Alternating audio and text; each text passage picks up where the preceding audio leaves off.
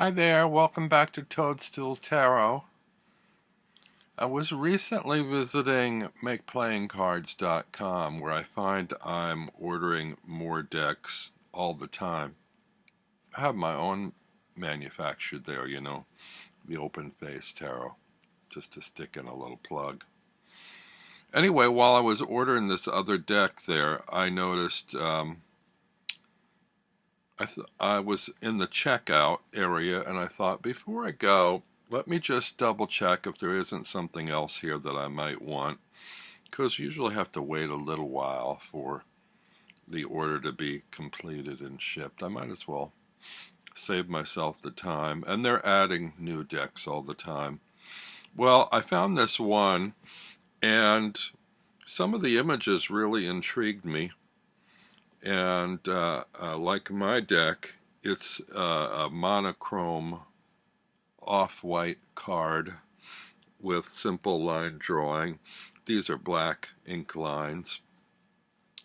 And I thought, well, let me just double check. Is it that S30 cardstock I love so much? Is the price right? Yep. Tick the box. Press buy. So that's what I did. Anyway, it's an odd little deck. It's called the Fool's Gambit, and it comes shrink-wrapped, no box, no little white book. In fact, I had to go back again and double-check the name of it because there's no identification on the deck to help you remember that was the name of the deck. This is the back design, which is full color, and it's a little bit unusual. I think it's reversible. And the illustrations are amusing. It's the Fool.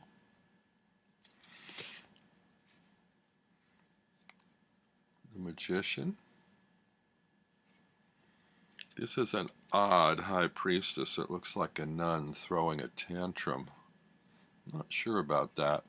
There's some of the cards in this deck that I think might be difficult for me to read. Not so much in the majors as in the minors. They don't.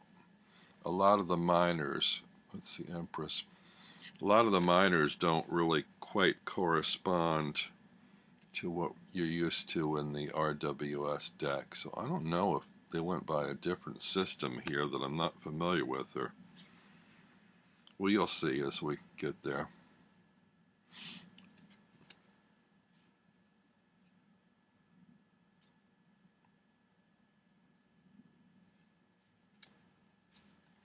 Very simple, sort of cartoony style images. It's kind of fun. It's weird, actually. This lion is very realistic, even though the people in it are sort of caricatured. I like this hermit.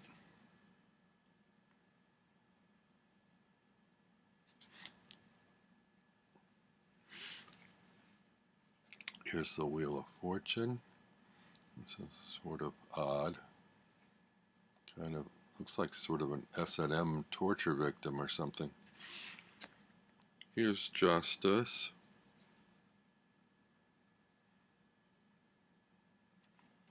I love this Hanged Man.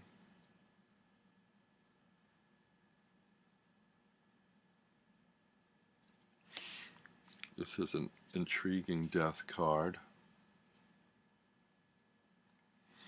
And instead of,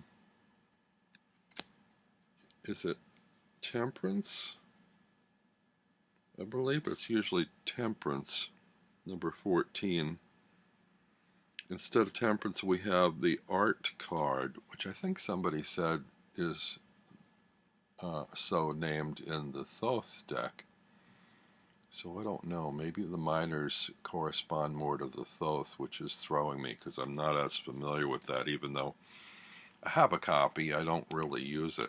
I don't refer to it enough to know what's going on. This death card, this devil card actually sort of won me over.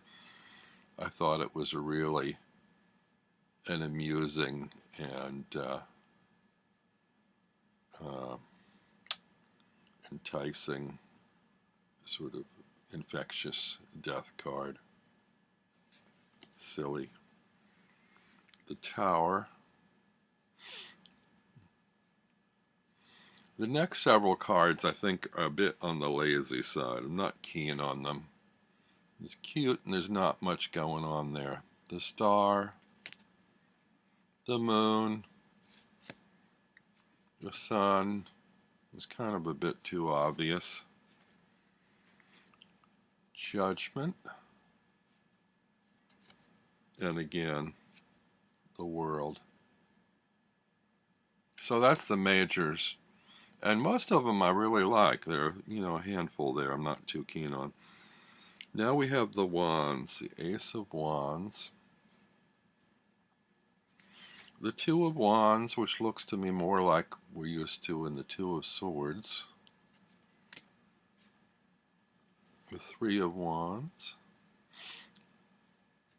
The Four, which is a little different.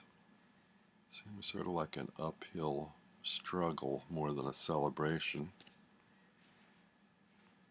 The Five.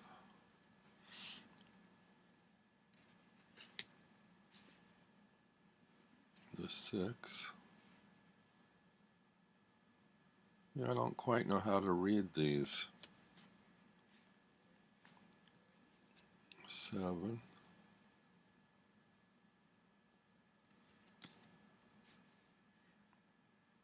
8 and 9 look like what we're usually used to seeing in the 10 of Wands.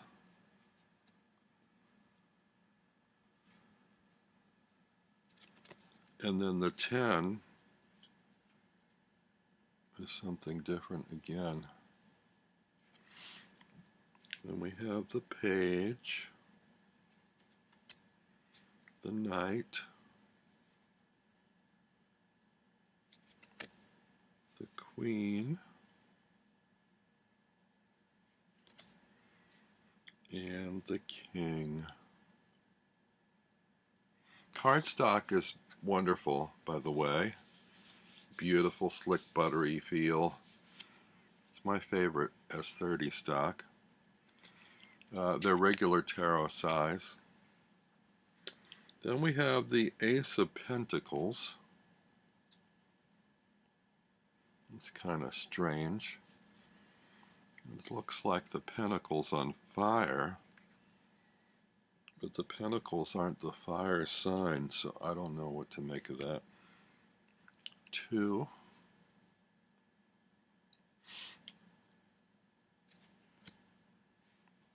3.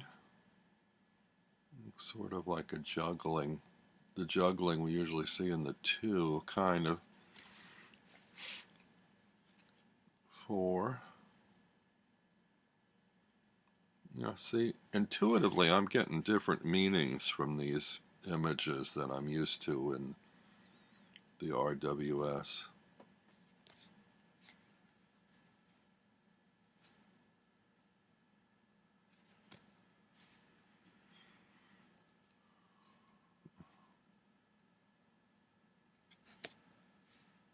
I guess if you go numerologically, you might be able to read these. I mean, it is a pip deck, but they do sort of have minimal scenic aspects to the cards, the images. And here's the Page, the Knight, the Queen, and the King. Then we have the Ace of Cups,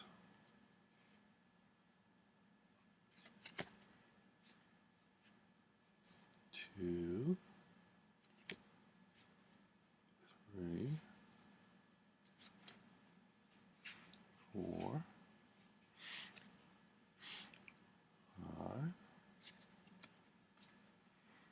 6, 7, 8,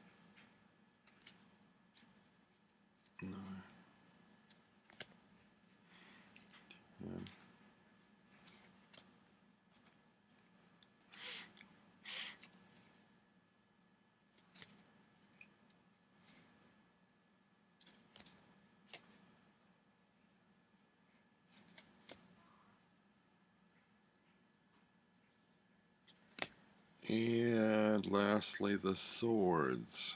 Ace.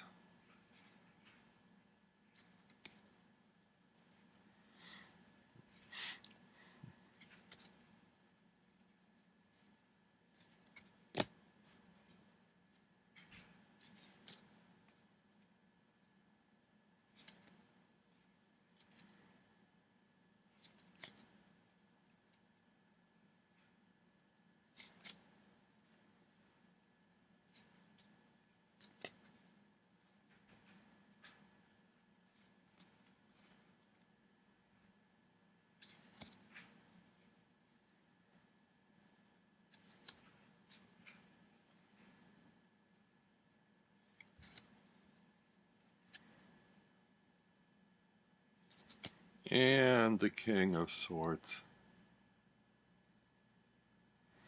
So I'm curious what you make of these, whether you'd find that you'd be able to use them. I'm not sure what I'm going to do with them.